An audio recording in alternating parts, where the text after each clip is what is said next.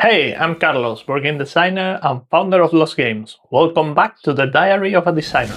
Last episode I introduced the popularity tracks, the system on the board that tracks your standing with the 6 factions in Throne of Etherwyn. Today I want to go a level deeper. I want to talk about the rewards you unlock on those tracks and how the design of those tracks changed significantly during development. Because the first version of this system was not good.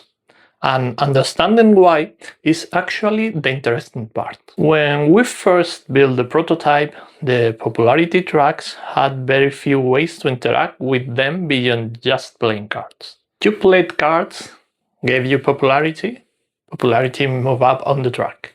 That was it. The problem was that this made the system feel passive. You were not really making decisions about the tracks. You were just playing cards and watching the numbers move.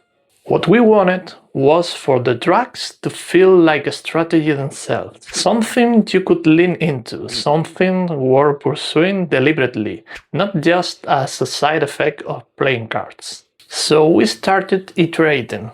And the iteration in board game designs means a lot of sessions at the table, a lot of things that don't work, and occasionally something that clicks. Let me walk you through where the rewards ended up and why each one matters. The first reward is an influence resource, unlocked as soon as you start moving on any track.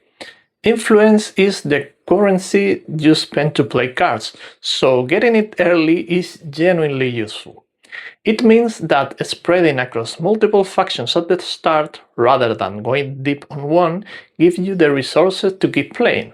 The second is Prestige. Prestige unlocks the level 3 abilities on your cards, the powerful effects that define your late game engine. Getting there faster changes what you can do and when you can do it. The third is a card draw.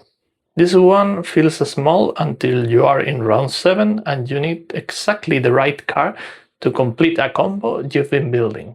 The card draw reward have more value in the mid-game when you already know what your strategy is and you need to find the pieces. And the fourth, at the far end of the track, is an extra victory point. It sounds modest. In testing, it is regularly the point that decides the game. What makes the rewards interesting is that they are not just bonuses. They create a genuine strategic question. If you focus on one faction, playing multiple cards from the same faction, you can activate their effects more reliably and level up faster. This is a strong engine play. But if you spread across multiple factions, you collect those first-tier influence rewards from several tracks at once. And that additional influence in the early game can be the difference between playing the cards you want and sitting on a hand you can afford. We test both approaches extensively. Both can win. The right choice depends on the cards you have, what the other players are doing, and how the board is developing. That kind of tension, where two approaches are genuinely viable and the right answer changes each game, is what we are trying to create from the beginning. It took a while to get there. Next episode, I'm going to show you what happened when we started adding new cards specifically designed to push the track's strategy further, including a card that breaks the whole system in the best possible way. Leave a comment if you have questions, subscribe, and hit the bell for new episodes every week. See you in the next one!